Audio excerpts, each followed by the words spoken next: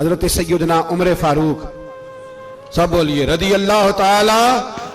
حضرت عمر فاروق رضی اللہ تعالیٰ عنہ کا مبارک زمانہ ہے۔ حضرت عمر نے فوج بھیجی ایران کے حکمران کے ساتھ جہاد کرنے۔ ایران کے بادشاہ نے 2 عیسائی جاسوس بھیجے، کہنے لگا ذرا پتہ تو کرو مسلمانوں کا رات کا طریقہ کیا ہے، میں صف بندی کراتا ہوں۔ وہ ساری رات صف بندی کراتا رہا۔ 2 جاسوس آئے مسلمانوں کی معلومات کرنے۔ معلومات کر کے جب واپس گئے تو حضرت عمر فاروق رضی اللہ تعالیٰ عنہ کے سپاہیوں کو دیکھا، غور سے پلٹے تو بادشاہ کہنے لگا کیا حال دیکھ کے آئے ہو؟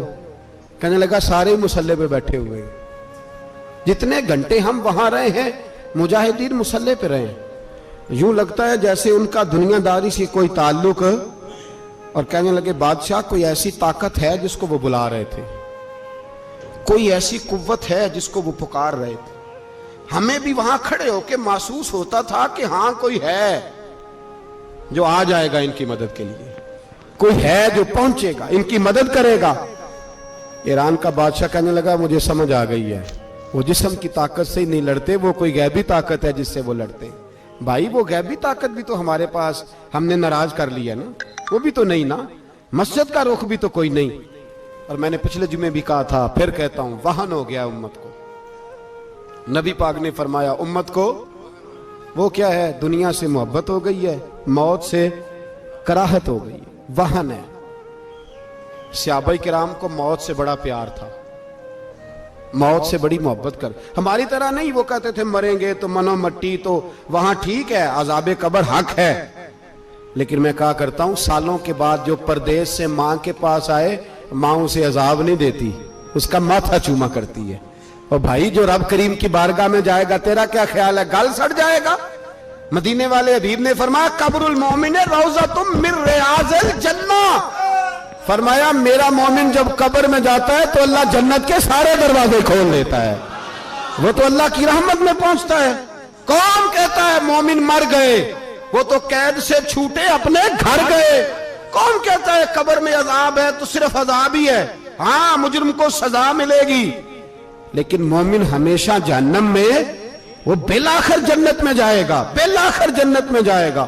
اور کسی درویش نے بات کی، وہ کر کے چلے گئے، بر کمال ہی کر گئے، کہنے لگے دوزخ میں میں تو کیا، میرا سایہ نہ جائے گا، کیونکہ رسول پاک سے دیکھا نہ جائے گا۔ نبی پاک سید عالم علیہ السلام کے غلام تو دیکھو نا، ساری زندگی عمر فاروق، بخاری پڑھو تو صحیح، ساری زندگی عمر ہر نماز کے بعد کہتے تھے اللہم ارزقنا شہادت فی سبیلک، اللہ بسترے پہ موت نہ دینا، موت مجھے شہادت کی دینا۔ حضرت سیدنا مولا علی شیر خدا کرم اللہ تعالیٰ وجہ الکریم ساری زندگی کہتے رہے اللہ علی نے میدان میں عمر گزاری ہے، اسے شہادت کی موت عطا فرما۔ او بھائی یہ تو شہادتیں مانگنے والے۔ حضرت امام حسین میدان کربلا میں کھڑے تھے، شمر کہنے لگا حسین تیری چاروں جانب موت ہے، تو آپ فرمانے لگے تجھے ابھی ہمارا پتہ ہی نہیں، موت سے تو ہمارا پیار چلتا ہے۔ اور فرمایا یہ شہادت تو ہمارا پیچھا کرتی ہے، پہنچ جاتی ہے جہاں ہم ہوتے ہیں، موت سے ڈر آ رہا ہے۔ مسلمان کا مرنے کو دل نہیں کرتا، ورنہ وہ اتنی بڑی کوٹھی میں کون رہے گا؟ مرنے کو دل اس لیے نہیں کرتا کہ وہ جو 6 کروڑ 10 کروڑ ڈالر لوٹ کے رکھے ہیں، مر گئے تو کھائے گا کون؟ وہ فقیر فاقہ مست تھے، ان کا گھر ہی کوئی نہیں تھا، ان کے بینک بیلنس ہی کوئی نہیں تھے، وہ کہتے تھے گھر ہمارا ہے وہ جو ہمارے رب نے تیار کیا ہوا ہے، ہمارا بینک بیلنس ہے وہ جو ہمیں جنت میں جا کے ملے گا۔ ان کا تو یہ کھاتا ہی کوئی نہیں تھا، اس لیے وہ شہادت کی۔ حضرت عمر بن جموع رضی اللہ تعالیٰ عنہ میدان احد میں 4 بیٹے لے کے آئے۔ کتنے بیٹے؟ بول کے بتائے۔ 4 بیٹے لے کے عمر بن جموع آئے، اور خود ایک ٹانگ سے لنگڑے سے آپی ہیں، ٹانگ چھوٹی ہے، حضور کے سامنے کھڑے ہوئے کہا محبوبہ میرے 4 ہی تھے، میں 4 لے آیا ہوں، قبول کر لے۔ تو حضور نے فرمایا تو کیوں تلوار اوڑے آیا ہے، یہ تو نے کیوں گلے میں اسلحہ ڈالا ہوا ہے؟ کہا یا رسول اللہ میں نے بھی تو جانا ہے نا۔ تو حضور نے فرمایا 4 بیٹے جو ہیں۔ تو حضرت عمر بن جموع نے بات کی، صحابہ کہتے ہیں ہم لبوں سے مسکرا رہے تھے، آنکھوں سے رو رہے تھے، کیا عجیب انداز ہے۔ حضور نے فرمایا عمر 4 بیٹے جو آ گئے تو رہنے دے۔ تو حضرت عمر رو پڑے، کہنے لگے محبوبہ کیا لنگڑے جنت میں نہیں جائیں گے؟ کیا حضور میں لنگڑا ہوں تو میرے لیے جنت کوئی نہیں؟ میرے حبیب پاک سید عالم صلی اللہ علیہ وسلم نے فرمایا عمر تو ضرور جنت میں جائے گا. کہا محبوبہ پھر بچے بعد میں جائیں گے, میں پہلے میدان میں جاؤں گا. ایک بی بی 4 بیٹے لے کے آئی احد میں.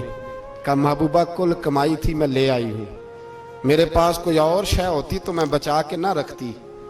بیٹے دے کے نا حاضری لگوا کے تو واپس دروازے پہ لے گئی. تو حضرت سیدنا عبداللہ ابن عمر فرماتے ہیں بی بی بول رہی تھی تو میرا جذبہ جہاد بڑھ رہا تھا. اپنے بیٹوں کو کہنے لگی میں تمہیں حضور کے پاس چھوڑ کے جا رہی ہوں, جب تم میدان میں گرو گے تو میں تمہیں دیکھنے آؤں گی. دیکھنا تمہاری پشت پہ کوئی زخم نظر نہ آئے, جتنے تیر کھانے ہوئے سینے پہ کھانا, جتنے تلواروں کے نیزوں کے زخم برداشت کرنے ہوئے یہاں کھانا, پشت پہ زخم نظر نہ آئے. حضرت عبداللہ ابن عمر فرماتے ہو بی بی کی گفتگو میرا جذبہ جہاد بڑھا رہی تھی. ایک بی بی 3 سال کا 4 سال کا بیٹا لیے رو رہی ہے, احد کا دن ہے. سہیلیاں پوچھتی ہیں تو کیوں روتی ہے؟ وہ کہتی ہے دیکھو میرا خامد بھی بدر میں شہید ہو گیا, بھائی اور باپ بھی. دل کرتا ہے کوئی جوان بیٹا ہوتا تو آج مصطفیٰ کے ساتھ اسے ہی بھیج دیتی. کوئی جوان میرے پاس ہے ہی 3 سال کا تو کیا کروں, 3-4 سال کا بچہ کیا کرے گا؟ پتہ نہیں کیا دلیل آئی. اچانک اٹھی, بیٹے کو سینے سے لگایا, کپڑا ڈالا, مسجد نبوی پہنچ گئی. حضرت بلال کہتے ہیں مجھے ملی, کہنے لگی بلال مجھے پتہ ہے حضور تیاری کرا رہے ہیں جنگ کی, پر 2 منٹ اگر میری ملاقات ہو جائے. بلال حبشی کہنے لگے حضور ایک بی بی ضد کر رہی ہے. حضور باہر آئے, کہنے لگی حضور میں فلاں کی بیٹی, فلاں کی بہن, فلاں کی بیوہ ہوں, میں نے بدر میں 3 شہید دیے ہیں, اب میرے پاس یہ 3 سال کا لال ہی بچا ہے, بڑا فخر ہے میرا.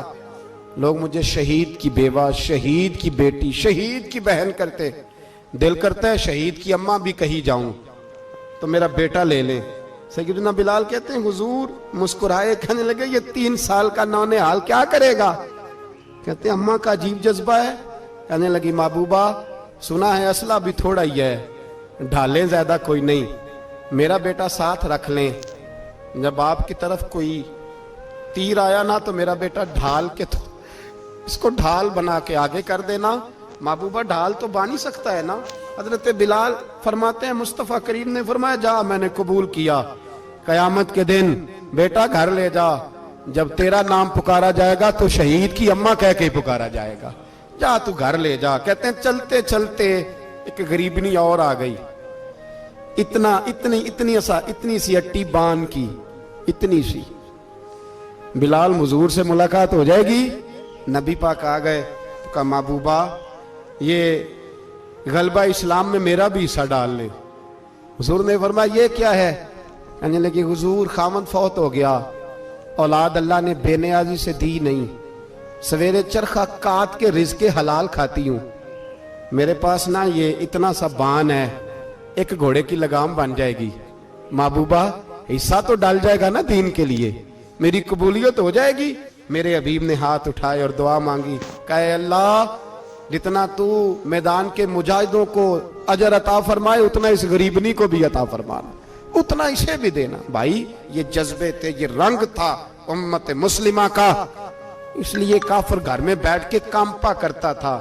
اب اسے پتا ہے یہ اسی والی کار سے نہیں نکل سکتے, اسے پتا ہے کہ ہم نے انہیں بوتل پہ لگا دیا ہے, اب یہ پیپسی مرینڈا اور یہ پی کے کھانے کے ساتھ تو یہ مست رہتے ہیں, اب یہ نہیں نکل سکتے گھر سے, ہم نے انہیں ان چیزوں پہ لگایا ہے جو ان کے وجود کو کھوکھلا کر رہی, اب کیسے میدان میں نکلیں گے؟ وہ اس لیے نہیں ڈرتا کہ وہ تیری آسائشوں, تیری زندگی میں آنے والی سہولتوں سے آشنا ہے. موت بستر پہ بھی آ جاتی ہے, لیکن جس کو میدان میں آتی ہے وہ ساری زندگی زندہ رہتا ہے, وہ ساری زندگی زندہ رہتا ہے. بھائی مرنا تو ہے, لیکن اگر زندگی